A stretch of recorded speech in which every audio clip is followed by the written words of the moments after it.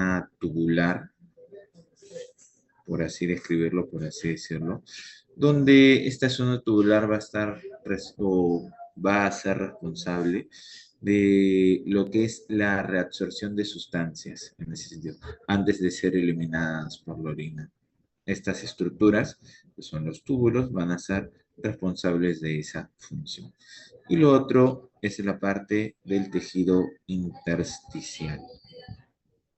Este tejido intersticial se va a encargar de prestarle soporte y de alimentarlo, por así decirlo, sobre todo en la parte vascular, a estas estructuras que son los túbulos renales. Por lo tanto, va a estar completamente emparentados los dos.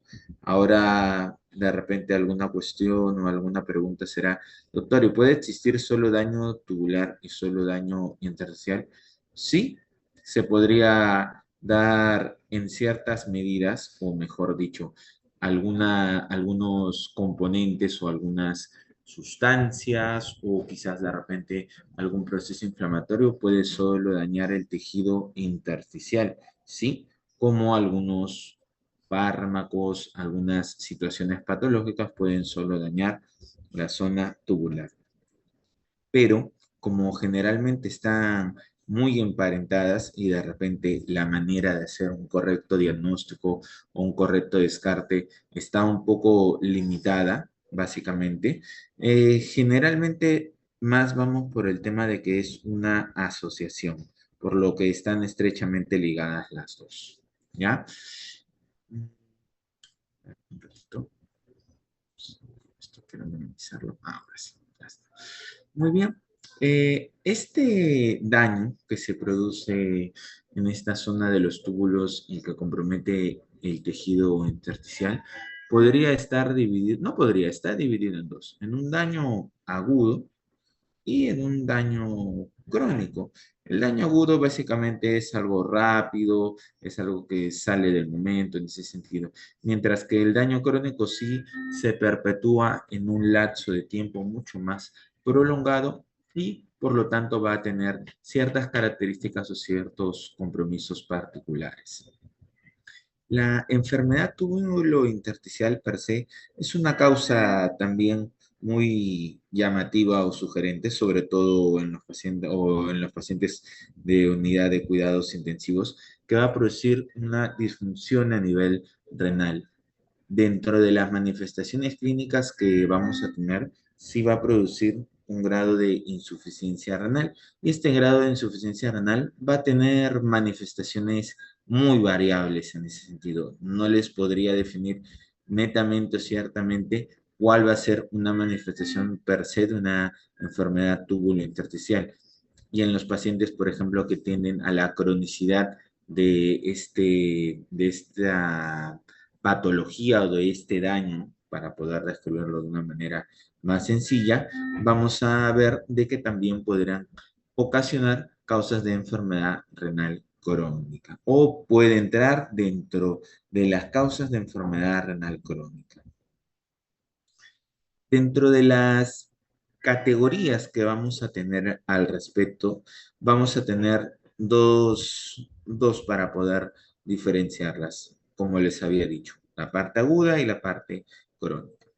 Algunas excepciones que vamos a tener es de repente la nefropatía inducida por contraste, la cual va a ocasionar también un tipo de nefritis túbulo-intersticial o enfermedad túbulo-intersticial, como lo quieran definir. Esta va a ser causada por el mismo contraste que anteriormente, bueno, no anteriormente, muchos años atrás o por muchos años se utilizaban contrastes yodados. Estos contrastes yodados ocasionaban un proceso inflamatorio y producían una falla renal aguda, ocasionando una nefritis tubulointersticial. Conforme han ido pasando los años, ha mejorado bastante esta situación y ahora últimamente contamos con contrastes que cumplen una buena función, pero con mínimas cantidades de yodo en algunas o en algunas situaciones que no contengan yodo. El otro tema también pasaba por el tema de la osmolaridad, de que muchas veces los contrastes tenían una osmolaridad muy alta, lo cual también desencadenaba este proceso inflamatorio y como consecuencia el daño y por lo tanto ocasionaban el tema de la nefritis o la enfermedad túbulo-intersticial. Conforme también han ido pasando, se han hecho contrastes más normosmolares y ha disminuido de una manera muy gradual el tema de la nefropatía inducida por contraste. La otra, de repente, característica más común que podemos encontrar de repente en pacientes crónicos es por el uso indebido o excesivo de lo que son los antiinflamatorios. Esto, por ejemplo, es un tipo de nefritis intersticial con características crónicas por el uso prolongado. Obviamente que, bueno, va a depender muchas veces de cuál es el tipo de analgésicos, debido a que hay ciertos analgésicos los cuales, o antiinflamatorios, los cuales tienen cierta predilección para hacer mucho más daño a nivel renal que otros en este caso. No les podría decir a ciencia cierta una tabla, sí, mira, este sí, este no, para no entrar de repente en muchos detalles. Dejémoslo en una descripción global nomás de que los antiinflamatorios sí pueden ser o son una causa de nefritis tubulointersticial con características crónicas. La nefropatía por reflujo básicamente está orientada a los pacientes con uropatías obstructivas en ese sentido, los cuales van a tener un daño prolongado por la misma uropatía obstructiva y van a tener ciertas características en algunos casos, como el tema de, por ejemplo, encontrar proteínas de Talf-Hoffmann en los pacientes, por ejemplo, con neuropatías obstructivas con características ya, o mejor dicho, con unas uropatías obstructivas con un lapso de tiempo un poco más prolongado en ese sentido, pero son de repente casos muy puntuales, en realidad no es el común denominador de lo que podemos encontrar. Otro ejemplo que también tenemos acá es lo que es la parte del riñón de mieloma. De repente, esta descripción de utilizar de riñón de mieloma ha ido cambiando en este lapso de los años, en realidad. Ya no debería utilizarse de repente la denominación de riñón de mieloma, sino que deberíamos utilizar otro tipo de nomenclatura. Todavía no está 100% de repente así determinado o ya debemos utilizar este tipo de definición como otras que debemos ir cambiando, pero para no ir redundando, en los pacientes que tienen mieloma múltiple van a ocasionar por la misma alteración, por el mismo proceso inflamatorio, por las mismas paraproteinemias que vamos a tener a nivel sistémico, un cuadro, o mejor dicho, un cuadro crónico de una nefritis tubulointersticial o una enfermedad tubulointersticial para tratar de orientarnos en estos cuadros de cuál podrían ser algunas causas de repente agudas, unas causas de repente más crónicas en ese sentido.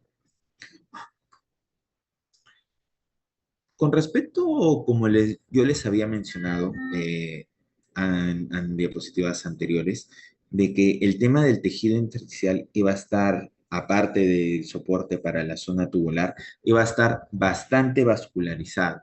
Entonces, por esto, el riñón es un órgano donde va a depender bastante de la concentración o de la sangre que le va a llegar en ese sentido. Por lo tanto, vamos a depender bastante de lo que es el gasto cardíaco. Y este aporte que nos van a dar con respecto a lo que es del gasto cardíaco, que es casi 25%, lo va a hacer más susceptible con respecto a otros órganos de que puedan presentar mayor daño por algún patógeno, alguna noxa, alguna enfermedad o alguna situación per se, para hacer un daño mucho más llamativo en comparación de repente a otros sistemas o otros órganos.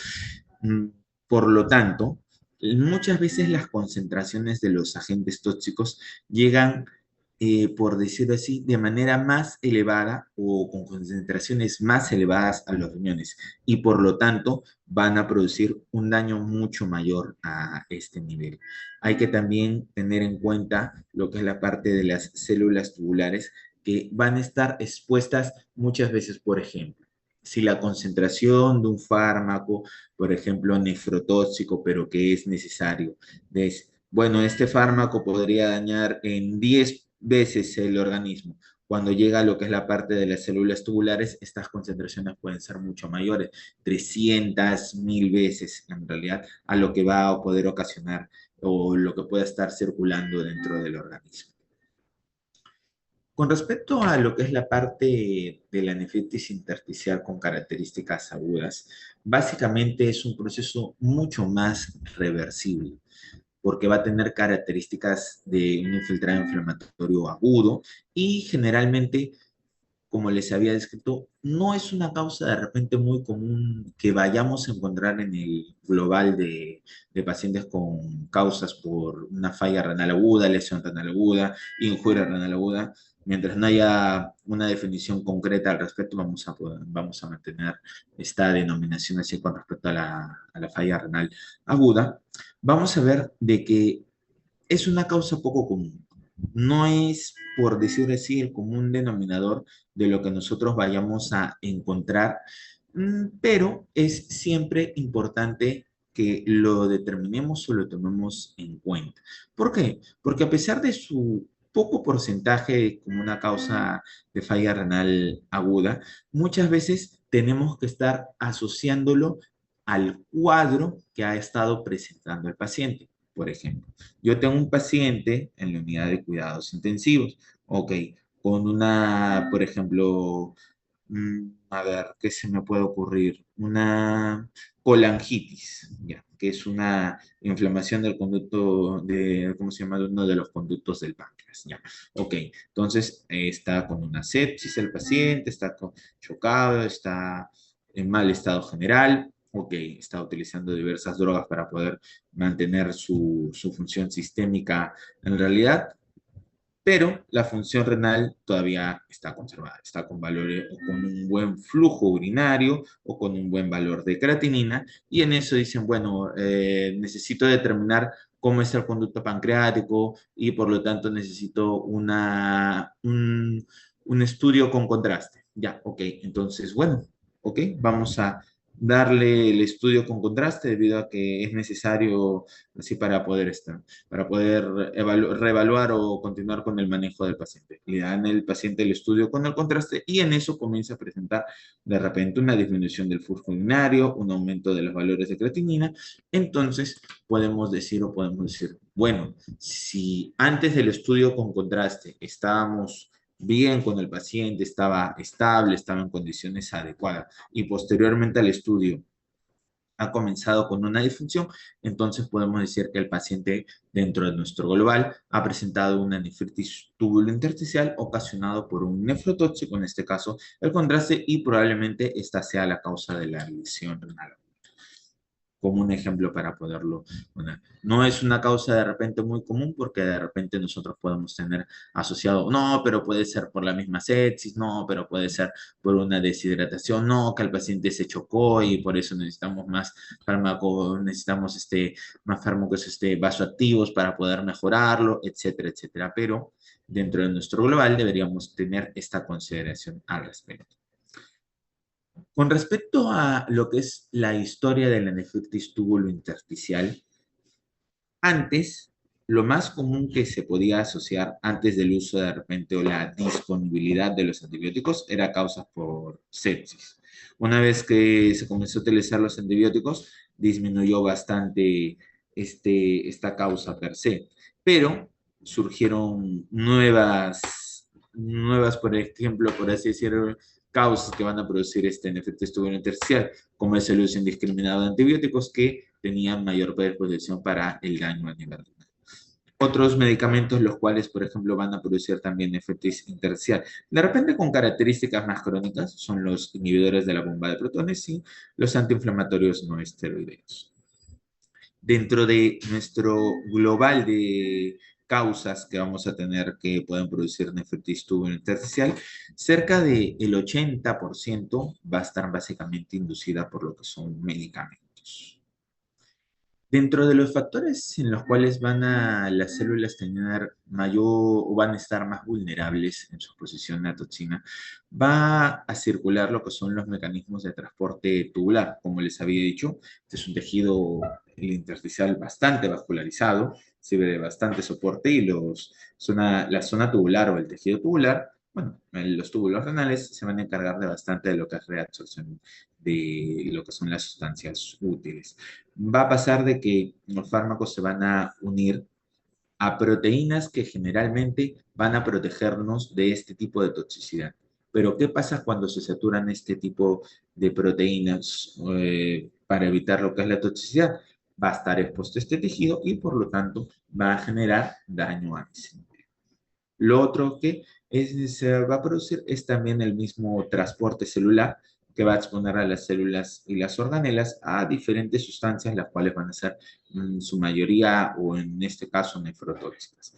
Y también a los sitios de unión, como van a estar saturados por estas proteínas de unión que generalmente nos defienden de la toxicidad, van a quedar expuestos y estas sustancias van a entrar a dañar el tejido y eso va a demorar su salida y por lo tanto se va a producir la falla a nivel renal. También el tema de las alteraciones de las reacciones químicas como la alcalinización y acidificación pueden también alterar el transporte o perpetuar el daño en ese sentido. Lo que son los bloqueos de los receptores de los transportadores también pueden reducir la exposición, por así decirlo, o alterar la exposición y esto va a generar mayor daño a este nivel. El mayor consumo de oxígeno, bueno, por la cantidad de gasto cardíaco que vamos a tener y de glucosa también, son más vulnerables o por decir así, van a afectar el metabolismo energético celular que comúnmente nos ayuda como una defensa y va a quedar más expuesto a lo que es el daño de lo que son las sustancias nefrotóxicas para lo que es el cuadro que estamos hablando. Acá, por ejemplo, tenemos un cuadro donde vamos a poder evaluar o vamos a poder ver lo que es la parte del daño glomerular. Por suerte está con numeritos para que no se pierdan tampoco.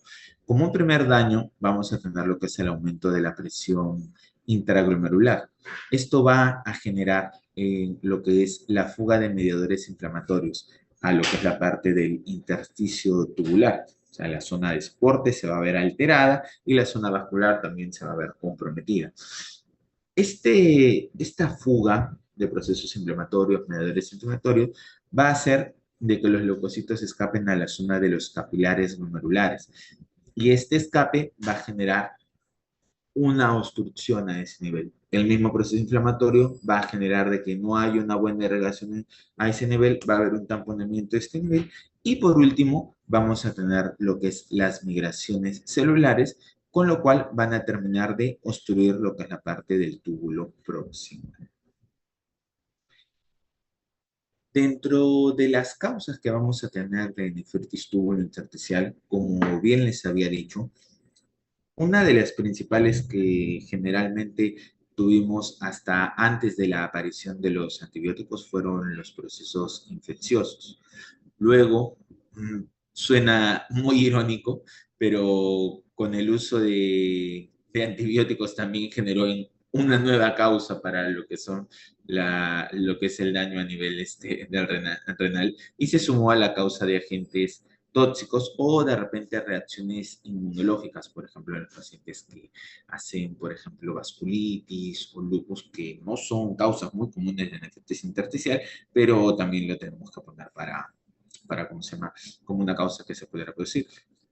Algunas enfermedades metabólicas sí, pero también no es lo común. Algunos factores físicos y algunos procesos neoplásicos, en el neoplásicos como el mieloma, en ese sentido, y enfermedades metabólicas de repente no es mucho lo que se podamos tener en realidad al respecto. Con respecto a que es la nefritis intersticial aguda, va a presentar una lesión renal primaria. Hay una alteración brusca de la función renal y histológicamente lo que vamos a tener es lo que es la presencia de un proceso inflamatorio y un edema a nivel de lo que es el intersticio, como ya les había dicho en la diapositiva donde salía el proceso inflamatorio que se va a producir. ¿Es una causa importante de insuficiencia renal aguda? Sí, debido a lo que son las reacciones de hipersensibilidad de los fármacos. Siempre y cuando nosotros tengamos un conocimiento de que antes de que se le administrara el fármaco al paciente, el paciente había presentado una función renal adecuada y normal. Si no, ok, está dentro del global que podemos tener. En lo que es la parte de lo que son la histología con las biopsias renales, básicamente vamos a encontrar un aumento de la celularidad, un aumento del proceso inflamatorio, pero es muchas veces muy difícil poder hacer una biopsia y encontrar un paciente que tenga una nefritis intersticial de repente aguda. De repente, en las pacientes que tienen enfermedades sistémicas como lupus o vasculitis, sí podemos de repente encontrar daño a nivel del intersticio. Pero, por ejemplo, en un paciente que está en unidad de cuidados intensivos y en eso le doy un fármaco nefrotóxico y comenzó a presentar falla del riñón, no es una indicación per se el tema de las biopsias renales en este caso. Dentro de los agentes que podemos encontrar en lo que son las causas agudas, tenemos los antibióticos. No voy a nombrar toda la lista de antibióticos que pudieran hacer, antiinflamatorios, casi la mayoría de los fármacos, algunos otros medicamentos como diuréticos y una gran miscelánea en realidad para que lo vean y lo puedan tener ahí. Dentro de los agentes infecciosos, bueno, causas bacterias, de repente causas como virus, otras causas de repente como otro tipo de agentes como la leptospira, que bueno, cuando lleven su clase de infectología van a poder ver cuál es el curso de un paciente que tiene una leptospirosis y cómo va a comprometer al riñón, y en algunos casos algunas funciones inmunitarias idiopáticas como la nefritis espontánea tubulointersticial, que para nuestra suerte no tenemos casos acá en el país, eso son casos misceláneos de otras partes del mundo. Continuando, por ejemplo, dentro de las etiologías de los fármacos que vamos a tener, por ejemplo, casi más del 75% es debido a antibióticos, antiinflamatorios y otras misceláneas. Procesos infecciosos, bueno, hasta el uso de antibióticos serán una de las cosas principales, pero ha ido disminuyendo. Causas de repente idiopáticas.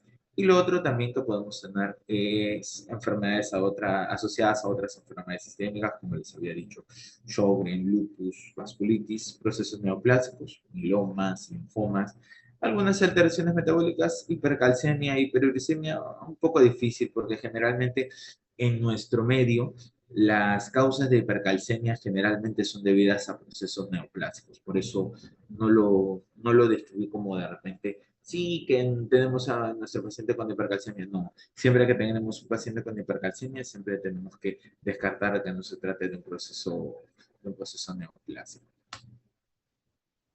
Existen también factores que van a complicar la causa de la nefrotoxicidad y generalmente lo que vamos a tener es como una sinergia.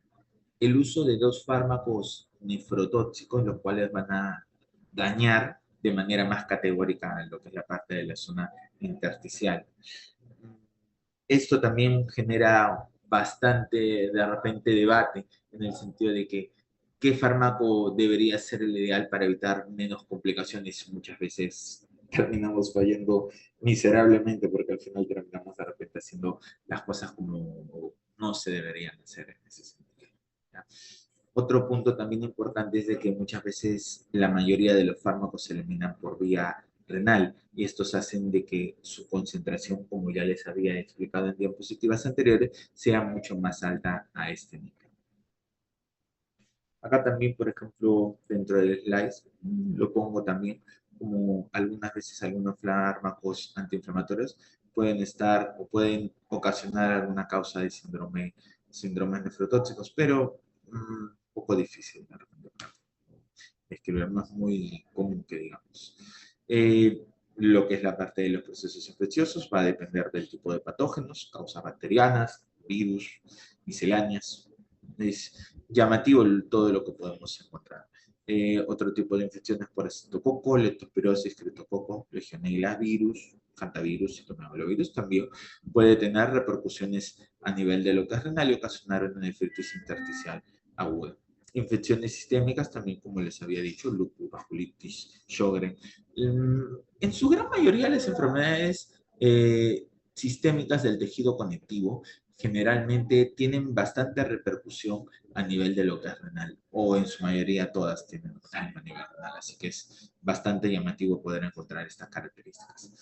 Acá lo he puesto como un párrafo aparte, lo que es la parte del virus del VIH. ¿Por qué?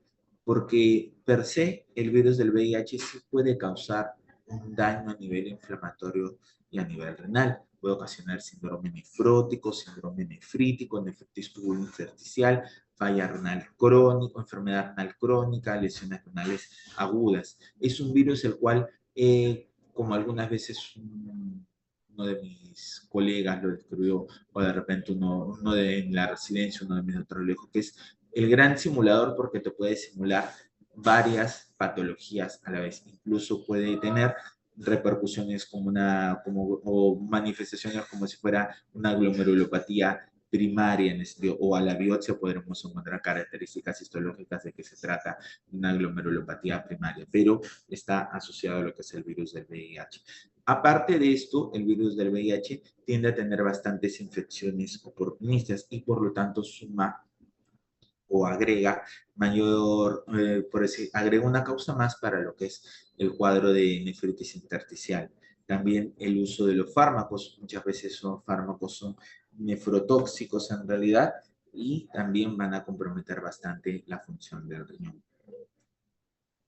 Acá tenemos un cuadro muy llamativo que se usa bastante, bueno, es un poco antiguo, es del año 2008, pero no deja de ser importante para poder describir lo que es el tema del daño a nivel renal mediante el proceso inflamatorio.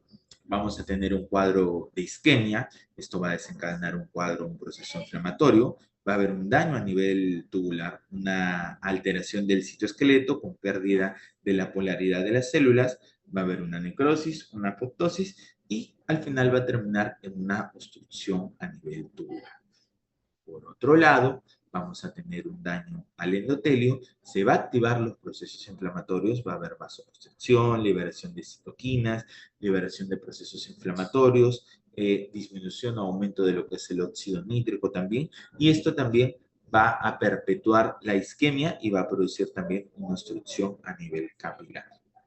Acá, por ejemplo, podemos ver un cuadro muy interesante. Es una diapositiva un poquito antigua de hace unos 10 años en realidad, que generalmente lo utilizaba para otra exposición, pero me parece importante ponerla acá porque nos describe cómo es el daño a nivel inflamatorio y qué es lo que va a pasar en el tejido intersticial y en las células tubulares con respecto a lo que es la injuria renal. Va a haber una isquemia, una reperfusión en ese sentido, va a haber la pérdida de la polaridad a ese nivel, va a haber la muerte de la célula con la apoptosis y por último va a haber una obstrucción de los podocitos o una obstrucción de nivel tubular. Quitamos lo que es la parte de la injuria o sacamos la noxa que está produciendo este daño y vamos a ver cómo paulatinamente se va a ir recuperando hasta quedar en la célula tubular con características normales. Pero va a depender, porque esto, por decir así, es una carrera contra el tiempo. Mientras más daño se produzca, o por decirlo así, no hagamos un adecuado tratamiento para evitar que se vaya a producir un mayor daño, vamos a tener cicatrices o lesiones que se puedan quedar como crónicas. Acá, por ejemplo, vemos también lo que es la parte del sedimento urinario o algunas imágenes que nos pueden ayudar para poder ver. Como lo que es la parte de los túbulos está orientada a lo que es la reabsorción de las sustancias, es importante de repente ver algunas cosas que podemos ver o que se pueden manifestar. Para lo que es la parte de las imágenes, como ya habíamos visto ayer, una ecografía renal o una ecodoppler nos ayuda bastante para poder ver si es que se trata, como se llama, de ¿cómo se llama? Alguna obstrucción, alguna neuropatía obstructiva o algo que está dañando el riñón a ese nivel. Luego, por ejemplo, si tenemos eritrocitos o cilindros eritrocitarios, podría ser una glomerulonefritis, una vasculitis, una microangiopatía trombótica. Cilindros leucocitarios también puede estar orientada a lo que es la aparición de una nefritis intersticial, una glomerulonefritis, una infección por una pielonefritis y en algunos casos, por ejemplo, rechazo de un injerto. Células o cilindros pigmentados, va a ser una variedad también que podemos encontrar. Cilindros granulosos, también hay mucha variedad, podemos decir varias enfermedades que nos pueden producir cilindros granulosos o nos pueden orientar, no es patognomónico en realidad.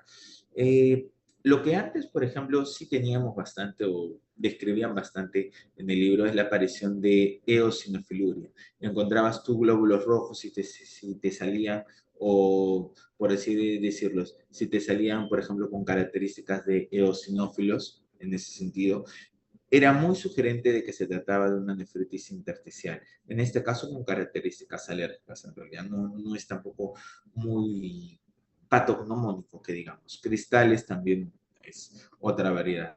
Pero esto es lo que podríamos de repente encontrar en nuestros sedimentos ante la sospecha de que tengamos nefritis tubular intersticial en algunos casos. Dentro de las características o las manifestaciones que vamos a presentar o que va a presentar los pacientes con nefritis tubular intersticial, una insuficiencia renal aguda va a ser en un 100% de los casos, siempre cuando sea por un patógeno o estemos pensando en este caso. Insuficiencia renal aguda con requerimiento de diálisis, un porcentaje mucho menor, 40%.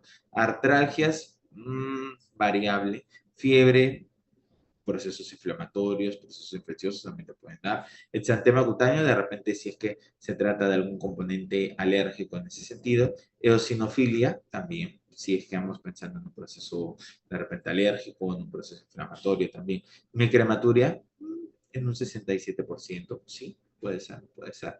No está del todo descartado. Hematuria macroscópica, variable. Leucocituria, un poco más. Proteinuria de repente en rango no nefrótico, sí, porque se puede dañar parte de lo que es la membrana basal, o puede quedar susceptible en ese nivel. Proteinuria en rango nefrótico, mucho menor, y síndrome nefrótico también. No hay características per se, o existen algunas características per se que podemos encontrar, pero generalmente tienen manifestaciones muy variables en ese sentido. En lo que es la parte histológica, vamos a encontrar lo que es el infiltrado intersticial, con bastantes células plasmáticas y algunos linfocitos y eosinófilos a la histología. Aquí, aquí logramos apreciar cómo está la célula tubular rodeada de todo este proceso inflamatorio y también dentro de la misma célula cómo se encuentra lo que es el infiltrado a ese nivel.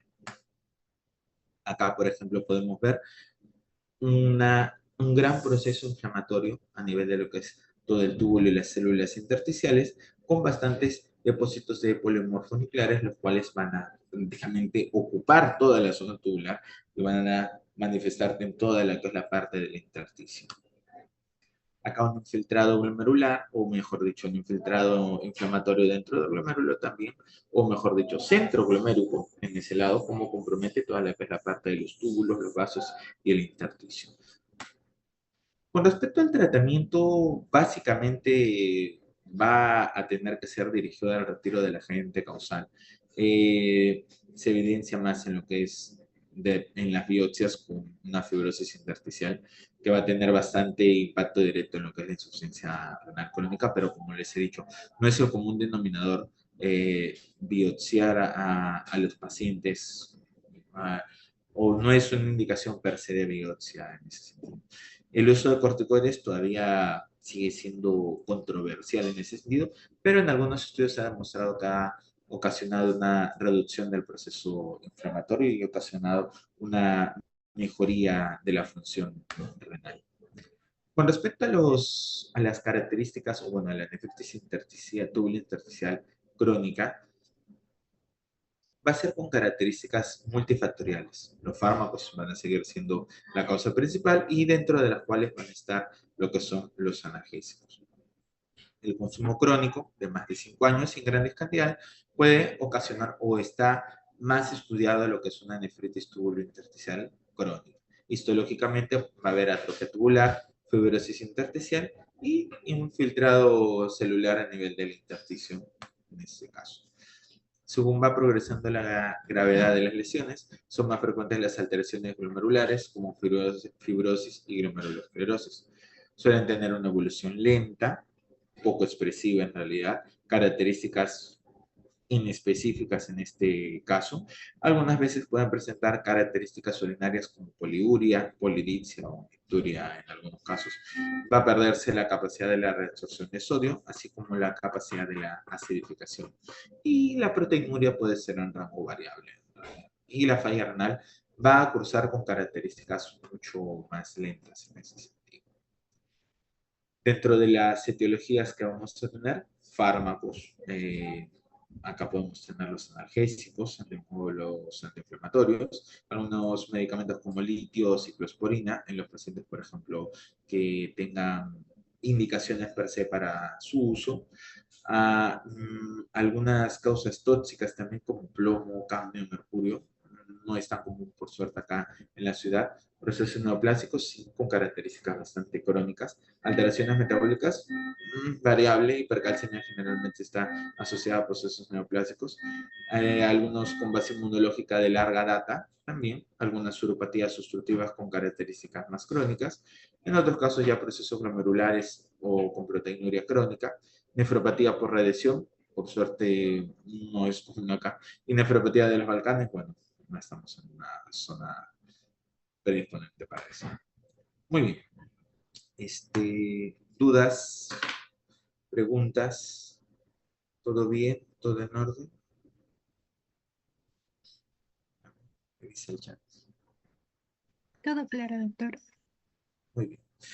Bueno, la clase básicamente era virtual, no había mucha realidad tampoco con lo que es la enfermedad tuberculosis, pero es una causa importante de falla renal para que la tengan en cuenta.